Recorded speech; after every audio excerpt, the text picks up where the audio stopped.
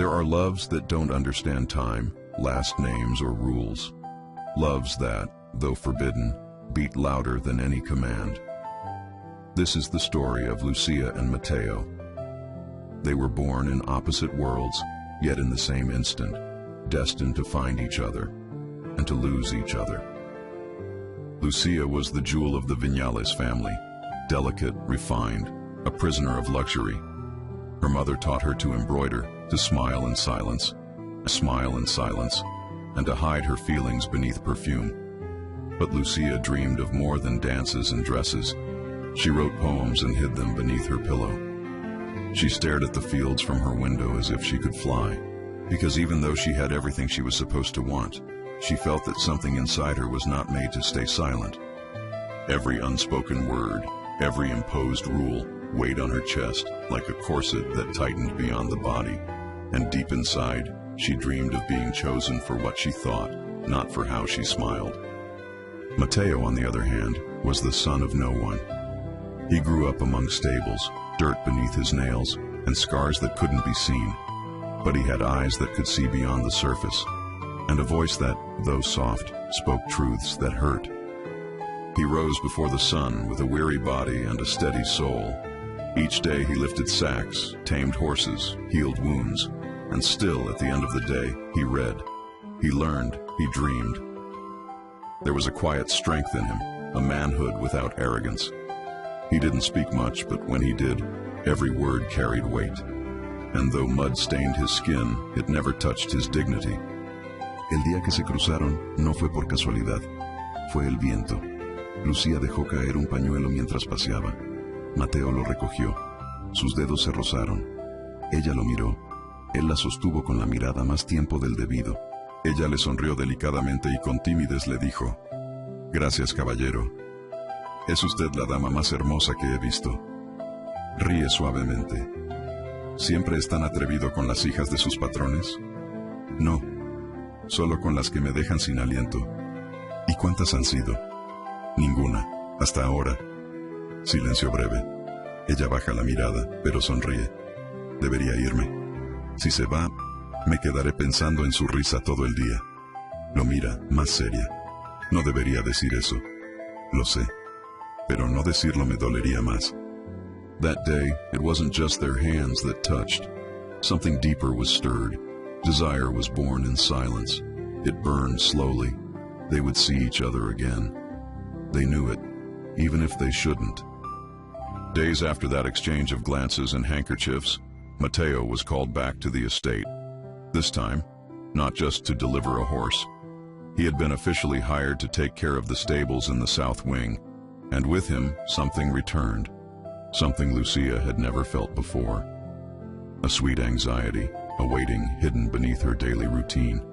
From that day on, Lucia watched him from afar, moving among the horses with a rustic kind of grace. She watched him roll up his sleeves, watched the way he stroked the horses' backs with both strength and tenderness. There was something hypnotic about the way he walked, about how the sun traced his back, about how his silence spoke louder than 100 words. He, though pretending not to look at her, felt her presence like a warm breeze behind every open door. And when he saw her, in her white dresses, her soft footsteps, her gaze lingering as if always lost in thought, something stirred inside him. It wasn't just her beauty, it was the way she seemed alone, even when surrounded. It was the sadness hidden behind her elegance. Sometimes he thought he shouldn't desire her, but he couldn't help it. And yet, he desired her with respect, the way one longs for something they feel unworthy of, yet can't stop loving. Fate, like a silent accomplice, placed them in the same place and made sure they kept crossing paths. A few days later, Lucia left a note hidden among the garden flowers, trembling ink, hurried strokes, as if desire had outrun reason. Tomorrow, after sunset, at the North Stable. And he came, and so did she. They met between shadows and sighs, as if the world had paused just so they could breathe. They talked. They laughed. They looked at each other like two castaways recognizing one another before drowning. There was no music, but their eyes danced. She asked him, "Aren't you afraid we'll be caught?" He looked at her and replied softly, What scares me more is not having you near again. I'm afraid I'll forget your scent. The way you tremble when you look at me like that. She blushed, but didn't look away. She took a step closer. Mateo, she whispered, you shouldn't be here. This isn't right. He replies without breaking eye contact. The only thing that feels right is what I feel when I see you. You have no idea how hard it is not to touch you, she says timidly. Her voice trembles slightly. And I don't know how much longer I can pretend I don't want you. Silence. They move closer, barely breathing each other in. He looks at her and says, tell me to stop, and I'll walk away. Lucia. She closes her eyes for a moment, then looks at him, steady. Stay, Mateo. Promise me this wasn't just madness, that it burns for you too, that it hurts not to have me. Lucia. It burns, since the first time you brushed my hand. It hurts, since before I even knew your name. That was the first of many encounters, and none was like the one before. Sometimes they only talked, as if words were caresses they couldn't give in any other way. Other times, they stayed silent, listening to the creak of the wood, the sound of their own uneven breaths, as if even the air was conspiring to make them brush against each other. They kissed one night under the rain, beneath lightning bolts that felt like the heartbeat of the sky. They held each other with hunger, with vertigo, as if they knew the world belonged to them only for a few minutes. Their bodies, barely touching, barely daring, recognized each other with a restrained urgency, with that tremble that arises when two people know they desire each other, but also know they shouldn't. They loved each other without fully touching, because true love doesn't need skin to burn. A glance is enough. A sigh, a whispered, I'm here, in the middle of fear. In every encounter there was desire, yes, but also respect, also tenderness, also that sweet curse of loving someone you cannot have in the light of day. The nights grew more intense. They met in the shed, among hay and whispers, where the world didn't judge them.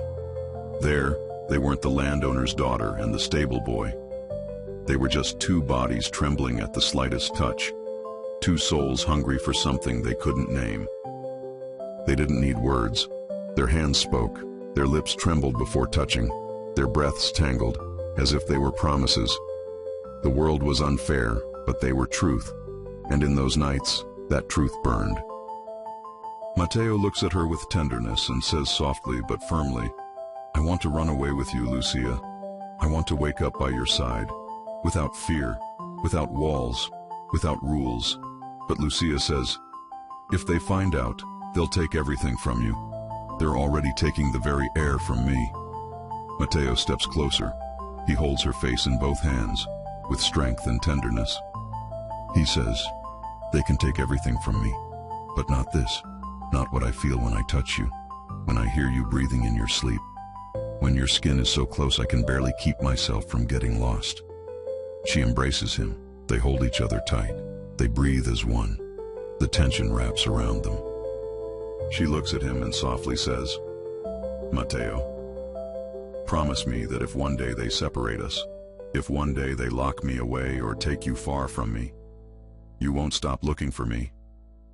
He looks at her as if she were the most beautiful thing he's ever seen. Then after kissing her forehead, he replies, I would search for you even if I had to cross hell barefoot.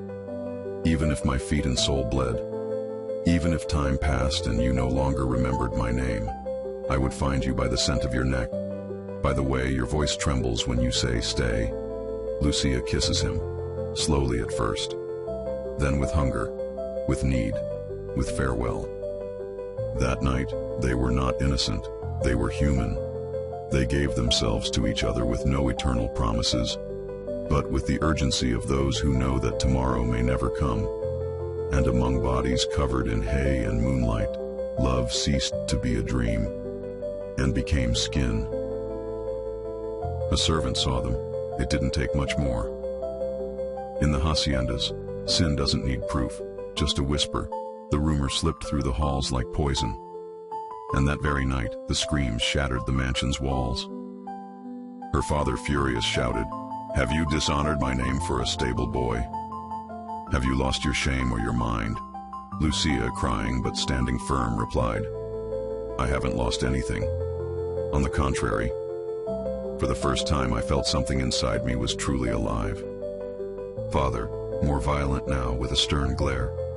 You dragged yourself through the dirt with a servant, a Viñales, with a filthy stable hand like him. Lucia, shouting, I've loved with my soul, something you've never done. You don't know what it means to love without weighing someone's last name. There were no more words, only punishment. She was locked in her room like a prisoner without a crime. They took away her books, her ink, her letters, her world. They waited for Mateo in the darkness of the stable. They beat him until he bled. They spat threats into his ear. Prison, exile, oblivion. They forbade him from setting foot on the estate.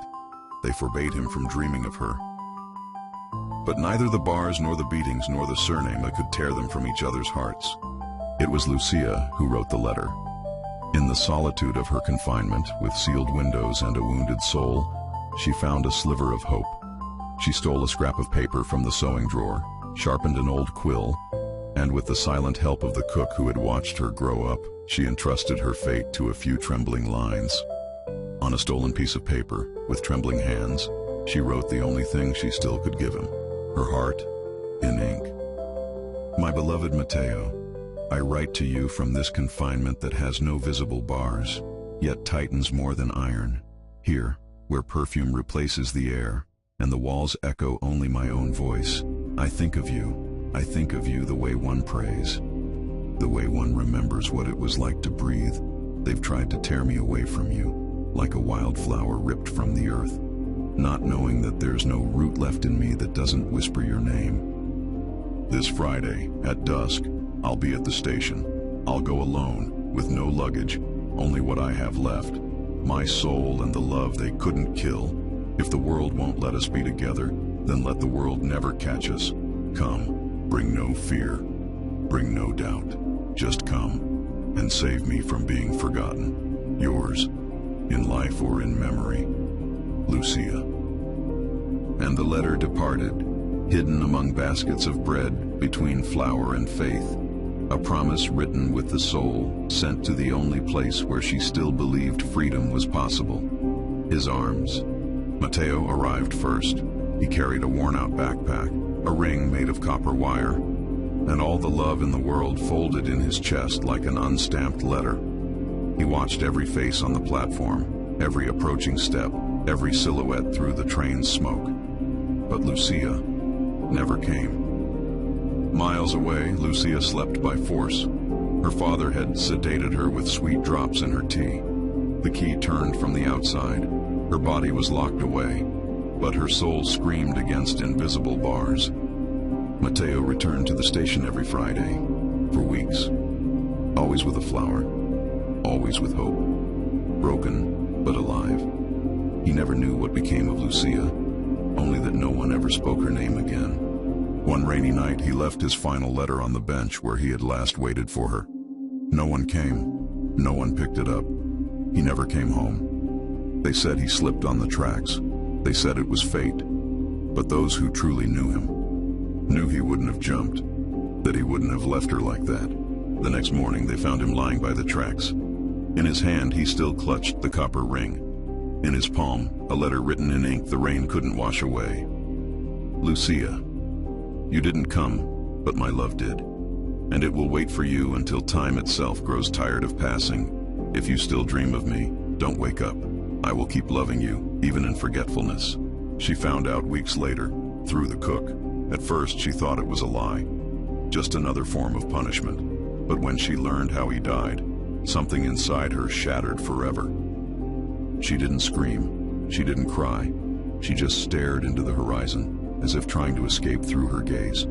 From that moment on, Lucia began to fade, not from illness, but from absence, not of the body, but of the soul. She died a few months later, in silence, alone. On her nightstand, they left the only thing she had asked to keep, a wrinkled page with an unfinished poem. If love ever calls for me, may it not find me asleep. May it not find you gone. May I not miss the train, and may your lips still whisper my name.